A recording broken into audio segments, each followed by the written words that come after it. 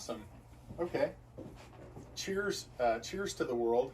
I'd like to thank my niece Brandy, who's an award-winning film producer here in the Portland area, for doing this for me. This is something that I've wanted to do for quite some time. I'd also like to thank my brother Nick for doing the sound engineering on the original interview tape, which was high 8 format.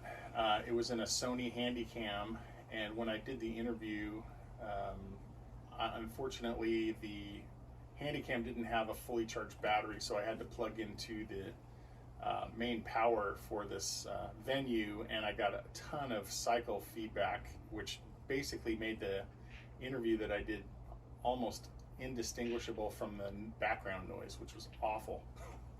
So, on to my story. My name is John Lopuch. Back in 1992, I had the proud fortune of interviewing Boogie Down Productions on their Sex and Violence tour, and that took place at a venue called the Anaconda Theater in Isla, Vista, which previously had been, when I was in school, it had been known as the Graduate, and previous to that it had the infamous happening of the bank burning in Isla Vista. It used to be Bank of America, to put some perspective on this venue. So back in 1992, well, I should probably back up. My friends and I are huge reggae lovers. We love reggae music. And my friend Mark Alvarado, my friend Dan Zielinski, we all just absolutely love reggae music.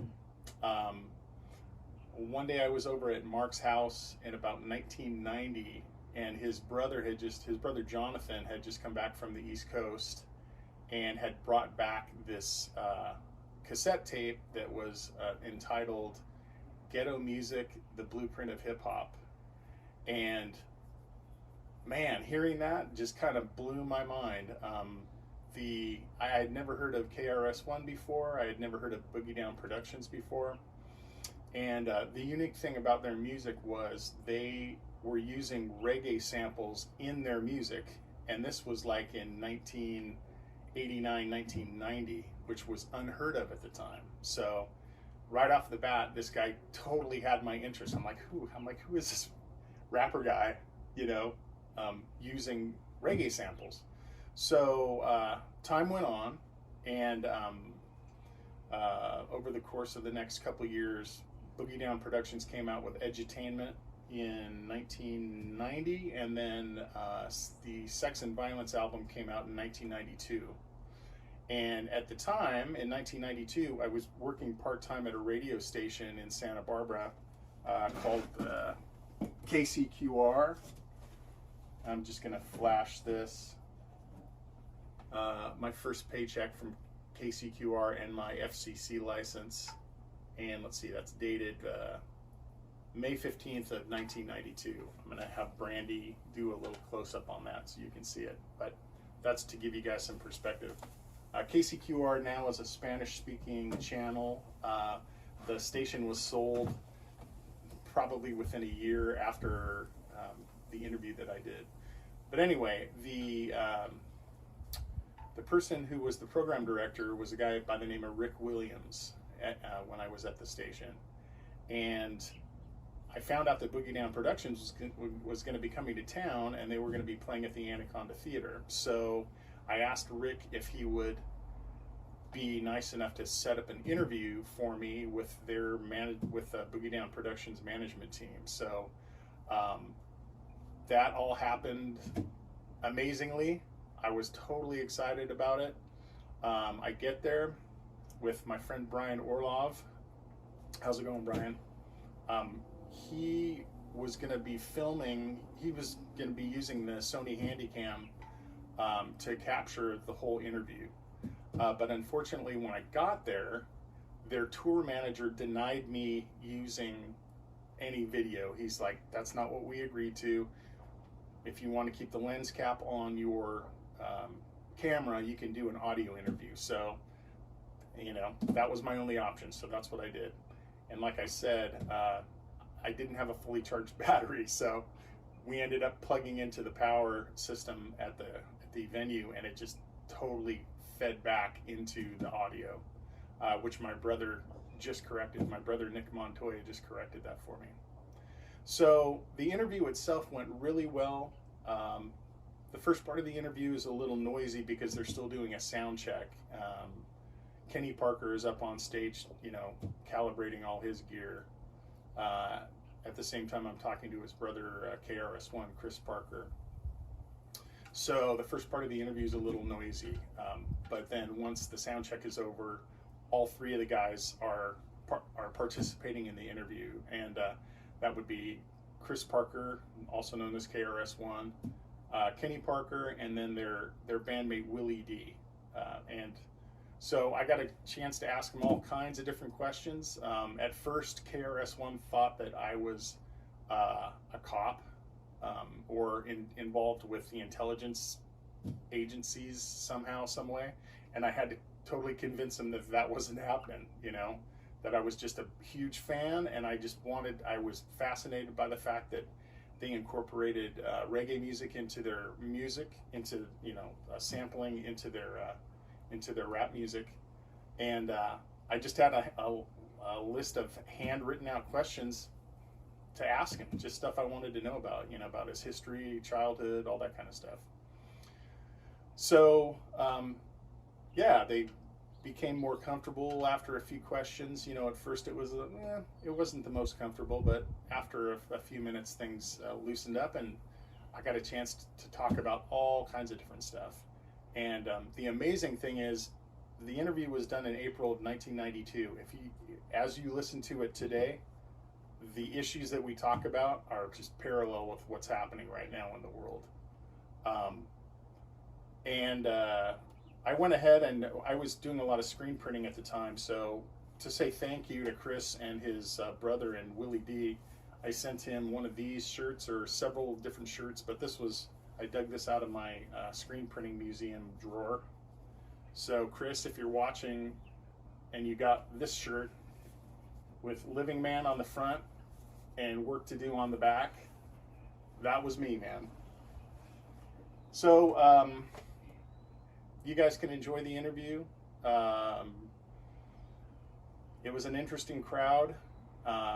In retrospect, regarding Chris's concern that I was somehow involved with law enforcement or intelligence agencies, I can understand why he was thinking that way, because of the lyrics in his music. Just he was saying stuff that needed to be said that was really, really controversial in terms of telling the truth. So he has my ultimate respect of all time. You listen to songs like The Racist, which are perfectly in tune with what's happening today. Listen to all the lyrics of that song off of Edutainment. It's not only timely, it's totally in sync with what's happening right now. And I noticed some people in the crowd, one guy in particular who was an older black gentleman who at the time it looked like he was maybe in his early 50s to mid 50s, and he looked a little out of place to me. He was like dressed like Richie Havens, or like an old hippie, with like a poncho at a rap show, which made no sense to me. So after the show was over, I watched this guy jump into his K car that had a government plate on it, and then it all made sense to me. I'm like, oh, okay. What Chris is saying is, now I understand it a little bit better, because that guy was obviously not there to enjoy his music with a government plate and dressed like a freaking hippie from the 60s. So, but all in all, it was a great time. I want to thank Jonathan, Dr. Jonathan Alvarado, who's a professor at Nebraska, for exposing me to BDP's music. I'd like to thank all my friends who enjoy it. I'd like to remember Michael Opie, who, rest in peace, Michael, who was a big fan of Boogie Down Productions and provided some of the music for some mixes that I did years ago. Yeah, and of course Rick Williams, who is still involved in Santa Barbara Radio, who is the program director for K-Tide as we speak. He got a raw deal with KCQR, but he was an interim program director. They were looking for a full-time person, and he basically got the boot. Not the best memory on that. But anyway, I hope you enjoy my interview. I had a lot of fun doing it, and I'm very thankful that my brother was able to engineer all the cycle hum out of it. So enjoy. Okay, it's April 22nd. I'm here at the Anaconda Theater with KRS-One and his whole crew. Well, one member of it, Willie D. Kenny's on the stage.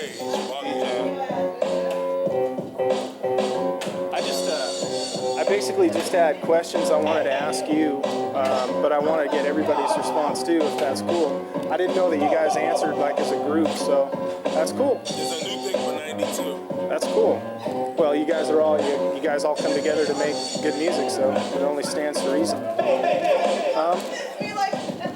I wanted to ask you what your childhood influences were with regards to music. Wow. The mirror. Looked in the mirror. That was a big influence to me. And then everything on the market. There wasn't no one person that really influenced me. When did you start making music? How old were you when you started doing? Were you involved with music before? Yeah, I don't know. Me and Kenny started about the same time. Will might have started earlier. I don't know. I guess it was about like 81, 80. Like we started making little tapes. Nothing serious. But like starting to get involved in, you know, whatever this thing is about. You know, not 80, 81. At that time, were you listening to a lot more reggae music than? Bob Marley, Peter Tosh was the rule. Yeah. That's it. At that time, I guess, I've only heard because I haven't been to, some of the places where different bands played, but I heard most of New York during the early 80s, that there was a big interest in reggae music because a lot of the top performers were coming over from Jamaica to play in different parts of New York. Well, is that true or no? Really? No? Hip-hop was, reggae got large around. After the bridge is over. After the bridge is over, it got large. But no, there was reggae artists coming over to perform in America and in New York, but it wasn't large. It wasn't large like it is now. It was a little shit. They had their little club that would play reggae. They play reggae in their little club. And, it came with the emergence of Jamaicans coming to Brooklyn. And when they came to Brooklyn, they brought their food, they brought their music, and that was around the 1980, 81. But it didn't start to really boom where everybody now wants to be a part of the reggae thing till after Bridge is over. Yeah, around the 86. 88. 88 it started getting large. So in using the different ska beats and reggae beats in your music, is that a reflection of when you were younger and being interested in that, or it? No, that's just when you sit down to do an album, you gotta think about a couple of things. One thing is I want to get paid. That's number one. First and foremost, I want to get paid. It sounds like you've had some bad experiences with it. Right, that's number one. Number two is what am I going to say while I'm getting paid? Not what am I going to say to get paid. What am I going to say while I'm getting paid? Then once you determine you want to get paid and then you have something to say while you're getting paid, then the question is, how unique is what I'm saying? Anybody else saying it? So you combine all three of these together and you come to the conclusion that when BDP started, nobody was doing reggae. Run DMC did some reggae with, it wasn't even reggae, they did a collaboration with Yellow. It was a serious reggae, but it was the first try. Fat Boys did something. which was more like a joke. They would put Dreadlocks on. dreadlock wigs, and we came out with the Bridge is Over and started. The reggae got serious. Now it was about busting shots and ruling the dancehall. And that's what we came in with that vibe. Right on. And that's what made it unique. So then ska and all that other stuff was just another uniqueness to the whole thing. When everybody else started doing reggae, like, oh wow, we can really do reggae and hip hop now. We added some ska, that and it was like, oh shit, what's that? So it's a matter of being unique, your message, want to get paid. What was it like working with Sly and Robbie? I know we let Will answer that question. Because when I was able to, when I interviewed, when I talked to Sly and Robbie up there, it was more Sly Dunbar who was the one who wanted to talk. Robbie Shakespeare didn't have much to say, man. He was just kind of sitting in the back. He had this. I guess he just had a custom bass made for him, and he was stringing it up, getting ready for the show. But Sly Dunbar, he was cool, It was cool working with, they was all right, average people. Yeah. Go in there, do a job, do it, and leave. No real stress. They're cool people. That's all you can really say, though. Well, I know they do so much recording with all kinds of different people. We went out of control a couple of times. They came with respect and they got respect. I know. And that's really an answer to that. Future of hip hop reggae fusion. Where do you guys see it going? I mean, are there? I'm sure you guys have ideas about that. Well, as you didn't know or not, Boogie Down Productions is rap music.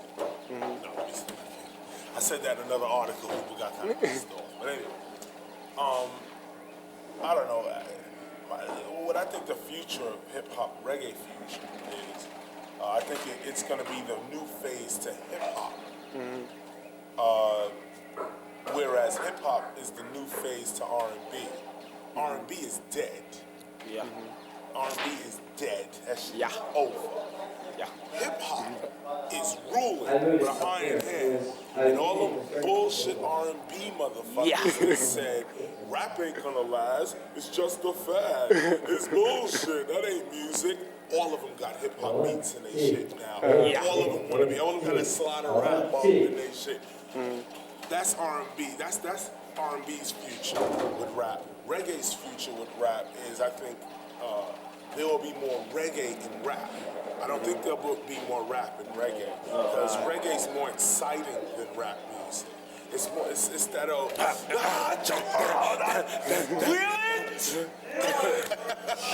like, yo, rap don't have that. Rap is that laid back, not throw your hands in the air, But we've been doing that for like 10, 15 years now.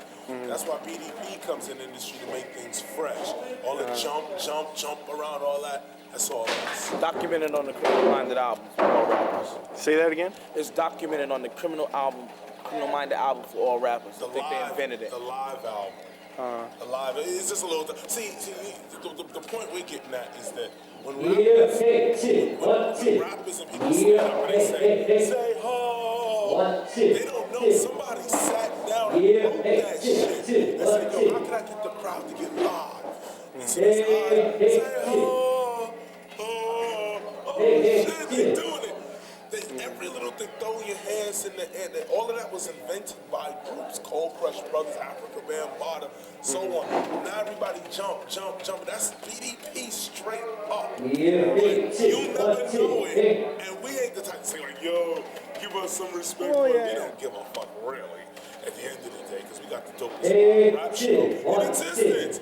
So the future for rap and reggae, I would just say that I think reggae will become a little more like it'll really take over rap, and rap will house up R&B. I gotta wait for this. I don't know how sensitive this mic is. It's very. Is it? Oh yeah. I was gonna ask you too. Is your group's role as being teachers and using rap as a vehicle for that? Right. Because you're like maybe one of I don't know, a couple of different groups that I know of that are doing things, I mean, to inform people and enlighten people instead of like patting themselves on the backs. Right. Well, let me start off by saying that everything that I do revolutionary, the group is always with me. But the opinions of William D. and Kenneth P. is different from Chris here. I'm more into the revolutionary style teaching, know yourself, know your culture, so on and so on. Kenny's more with let's beat a motherfucker down. To a beat. To a beat. Will is more, I don't know what the fuck, Will is just on some shit. So my opinion of teaching is different from theirs. We'll just go down the line. Okay, alrighty. What I feel is that Boogie Down Productions is coming to the industry to teach hip hop. Other people want to do rap. We're not interested in rap. We're interested in hip hop, which brings you the correct rap. We teach hip hop. We bring beats, lyrics. We ain't about dances and gimmicks and Bling, bling, bling, and all that bullshit. We want the mic, a slamming beat, and a hardcore crowd. That's what we're into. We teach that. I came out when rappers were saying, when rappers were going, I went to the store and I bought some eggs, ran the rock and rah. I came out in that. So what we introduced was a style called poetry, which was, that's it, that's all, single, no more, no length, that break up the syllables. Every rapper in existence is doing it now today. But of course, we don't bring these things up for egotistical purposes, you know what I'm saying? Okay. As on a teaching vibe, hip-hop reggae, of course, was another lesson taught. The whole concept of black consciousness shared by those brothers right there, B.E. and BDP. Now everybody, you know, they try to be this, try to be that, which is cool. But you gotta be true to this shit, though. If you ain't true, just don't even front. Like, don't even front. Don't even, see, I would pull somebody's file, but let me just move down to Will. So let Will go right now. I'll pull a file out, but. Basically, I went with everything Chris does, and my whole attitude is I don't give a fuck. If your shit is whack, your shit is whack. That's what we teach. If your shit is whack, your shit is whack. And I'll slide that off the king. Well, my opinion is this. On a musical level, you know, the same way Chris on a lyrical level, he wants to terrorize on a lyrical level. Comes with new styles, new concepts. Musically, BDP also, I want to have the funkiest beats.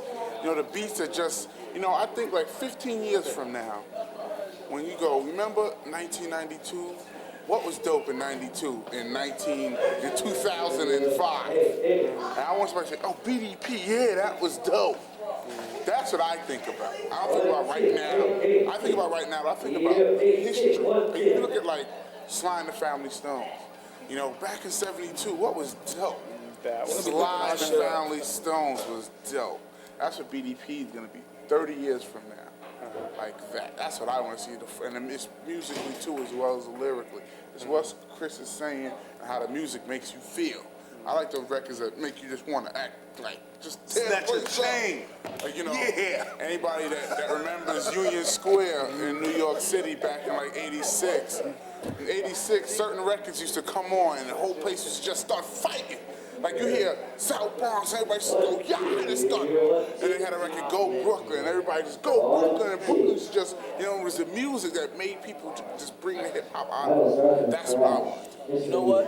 We'll be larger when we finish than we are now. When BDP is over with, which will never be really over with. When we're done with music and doing something else, we'll be larger when we die. That's what that'll be.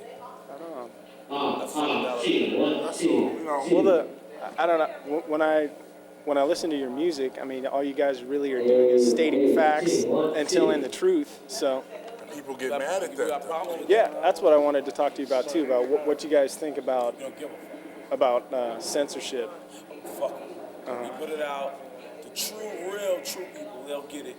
They'll listen. They'll be like, yo, that shit is true. And they'll tell the boy to somebody else. As far as the public, we don't give a fuck. I mean, fuck them. If they're into you, they'll get your shit. Your shit'll rock anyway. That's why we're here today. We don't get no radio play. But actually, BDP has been censored from when we started to now. Probably blackball on another level. We get no radio play. Why do you think the government? I guess this is sensitive enough. Why do you think the government is putting any kind of restrictions on rap music? Why they are? Yeah. Because it's the last music for the kids. Yeah, it's rebellious. It's like the rock and roll was. And it's clear and rebellious. They're telling you exactly what. Fuck the police, fuck this. George Bush is a sucker. Fuck the police. You know, you make records like that, it's clear. And a lot of, you know, if 100 people was listening to rap, they'd let you say anything you want to say. They wouldn't even think about you. But it's millions of people getting behind certain rappers and what they're saying, so now it's a problem. You know, this Public Enemy, as large as they are, they're still on the down low sometimes. You know, really. And BDP, we're like, I consider us a large underground. We're the underground group. You know, we've never gotten radio play in our whole career. Probably never will. Never got any magazine play. We just, kid picks up a tape and throw in the BDP tape. And that respect lasts so long. Yeah, and that's the respect of it. Well, you get a lot of airplay, I know, on the college radio station College here, radio. on KCSB. We talk about prime time. See, college radio is rebellious too. So they're rebellious just like rap. So they'll play the rebellious stuff and they'll play the true stuff. Actually, you know, most college DJs are young and they hang out with boys. And if you DJing and you playing garbage every week, you know, you go back to the dorms, they like, yo, man, what you doing? See, a lot of these program directors on the big black stations are like 40 years old. And they're stuck on the Supremes and Harold Melvin, the Blue Notes. So they can't see a rapper as being anything, you know. That's another problem with black radio. Too old. Too old. Get a young, new, fresh face that understands what's going on now. And let them program the music. My next question was, is the commercial radio market accepting of conscious rap music? And obviously they're not, you know, like you just told me. Touring in Japan, what was that like? It was fresh, Chris. It was fresh, but damn, what can you say? It's like your questions are so broad. I know. Touring But in Japan. That's how like, was the crowd getting into it? Yeah. Japanese people love rap music but can't take the bass. So we was coming with boom, boom, and they were throwing up. Whoa. That's how Japan is. Damn. They love it. They'll sit there, be like, yeah. They'll say "ho" 300 times in one record. And we're going back to Japan soon. Say yeah. Yeah, they love that. They think that is so dope. Say "ho." Say say. And after you say to them means they have to do whatever you say, bitch. Say, kiss my ass, give my ass. They don't know what the fuck they saying, but they'll mimic you for that minute. And let me also say, Japanese kids, they come, they look you up and down like this. Check it out. They come back next day, they got that, your hand, everything on, and they mimicking you to the T and rocking their people with your shit. That's how they're Japanese groups out there. There's some fat horses. I mean, they do reggae.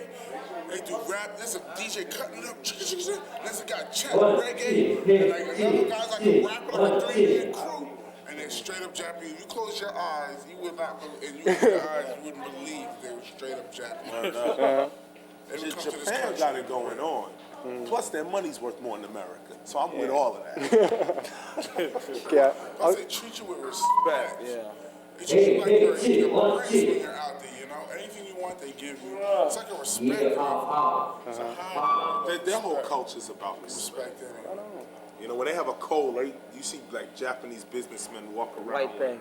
What's that? Like a white mask, yeah. Like, you know, if you get Trying an to keep operation. their germs away from other people. Yeah, you see a bunch of people just haphazardly walking because they don't want you to get their cold. And that's how advanced the society is. Here in America, it's fucking barbaric shit. We're like, hey man, that's how fucked up we are here. Now, what do you guys think about, to get off music and into politics, what do you guys think about an alternative political party? because I know a lot of people our age are pretty dissatisfied with what's going on in the country. If I beat you up and took your shirt, would you want your shirt back? Of course. You willing to give the American Indians back their land? I have no say in that. That's, Ooh. yeah, see? Ooh, that's the answer to your question. That's the trap, man. You can't be honest and be in politics. You can't. There's no justice for stolen land. None. Well, what do you guys think about George Bush being an ex-CIA director and being president? All of them were ex-CIA directors. They own way. Ain't nothing changed for us. To me, that's the ultimate snake. Yeah, that's the ultimate snake. He's the president. He's not just a president snake. He was the head of the CIA. Then the vice president. Then president. Now he's a What do you guys think New World Order stands for? I mean, in his eyes, do you think like a global police force or something like that? I think New World Order means when I want to go when I want to go and take your land and blow up your country, you have to get a vote from the UN to do that. New World Order means all 28 of those countries are going to give you their vote. That's the New World Order. In addition, also remember in history, Hitler said we want a new order. George Bush wants a new world order. Now, who's worse? Who's worse, the man that wants an order in his country or the man that wants order in the world? What do you guys think about the upcoming election? Do you have anything to say? I mean, aside from it's like Tuesday. You know, that's why I wanted to ask you guys about an alternative political party, because I know there are a lot of young people like us who, you know, I mean, nobody's out there representing us. You know, I'm representing you. Yeah. This is is that why you think the government's afraid of like all the truth that you're telling and stuff like that? Yeah, right. We the only Boogie Down Productions group in the whole industry that doesn't give a fuck. And we played with everybody. I mean, rock, reggae, rap. Actually, we played on the steps of the White House, and he called George Bush Satan. Actually.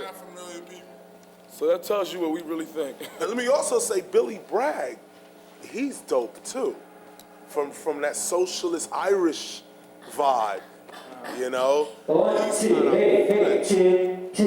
I say this though, young people in this country should stop voting and revolt. Or if could you find this on the analyzer? A lot of people don't have no heart, so you should vote to impeach a president out. Like, don't vote for some new motherfucker. Vote him out. Like, let's all go to the voting pool and vote Bush out. Okay, vote him out. Fuck putting somebody in.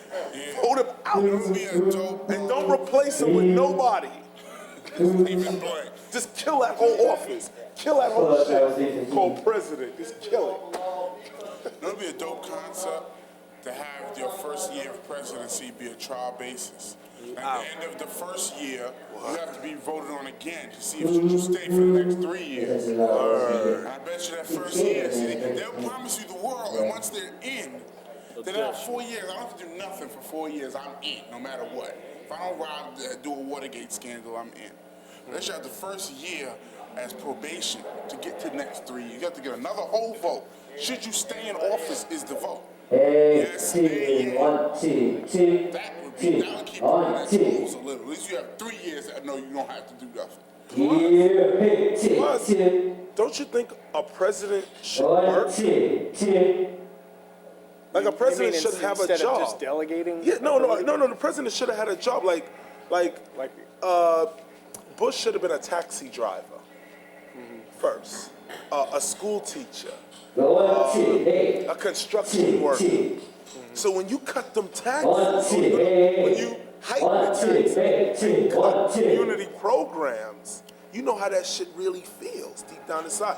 Problem is everybody who runs this country's rich, paid, never worked a day in their fucking lives, don't know nothing about this level right here. You know nothing about it. That's why that whole shit about America's looking to kill black people, that shit is bullshit. At the end of the day, they killing every motherfucker out here.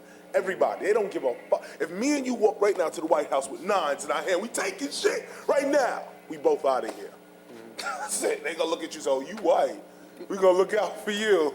We gonna kill Chris and look out for you because you white, you down with America. They could care less. But if you walk in with a little dough, oh, if I walk in like this, yo, put my dough on the table, they'll kill you. They'll not. See you, break out. You got no dough. Break out. Break out. I got some oil. I got land. I got something. Come in with something. So that's how America's living. And they trick all these people. They out to kill this one, to kill that one. Do you think if Jesse Jackson won the presidency, he would give some land back to Native Americans? I think he'd probably be there to make sure that, you know, what they still had left, they wouldn't lose. But I don't think that he'd be able to do that. I mean, he may be able to take some of the land that's, you know, that had belonged to the Indians, maybe, you know, as their land was slowly being robbed. Anything that hadn't been developed up to this point, I think he'd probably try and give some back, honestly. But he couldn't. No. Yeah. I'm asking you. You're saying he couldn't. Well, I think he'd probably want to, but I don't think he'd be able to. What's the difference between Jesse and Bush then? If you standing with the American Indians, Jesse Jackson and Bush look the same. They look the same. Black, white, I don't give a fuck. You got my land. That's it. You got my motherfucking land. That's it. Don't give a fuck. You can be Japanese. Give me my fucking land back. That's politics. Actually, in the Godfather flick, it's kind of dope. We was checking out Godfather the other day. 3, freshest line in history. Finance is a gun. Politics is knowing when to pull the trigger. That's what time it is. I think that's the most educational line. 1, 2, 1, 2, 1, 2. That's it. 1, 2, 2, 1, 2. Boogie on. Boogie down. 1, 2, 2. Thanks a lot. 1, 2. Thank you. Well, thank you. That's been Boogie Down Production. Let's get a goodbye from everybody here. Mason Willie D, BDP. Kenny Parker, peace. 1, 2, 2, 1, Right on. 1, 2. Now, can we turn the music incredibly loud? So I forgot to explain why I have this tiki torch here, and this is to remember the character of Chris Parker, who is a beacon of light, in my opinion. He just tells it like it is. That's all I can say. You have to listen to the song "The Racist" to understand and put that in perspective of the year 1990 from the release of Edutainment. But Chris Parker is I would say a modern day hero. He's definitely one of my heroes. He's just telling it like it is. It never changed throughout time. So anyway, that's what this is all about.